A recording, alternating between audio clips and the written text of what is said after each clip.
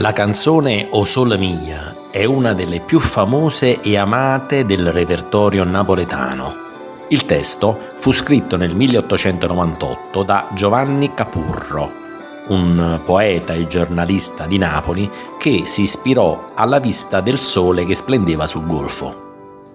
La musica fu composta da Edoardo Di Capua, un musicista itinerante che girava l'Europa con una compagnia di operetta.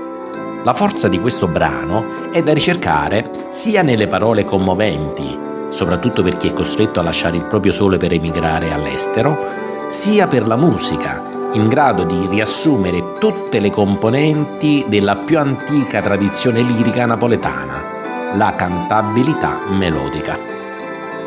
La canzone ebbe subito un grande successo e divenne un simbolo della cultura napoletana e non solo nel mondo.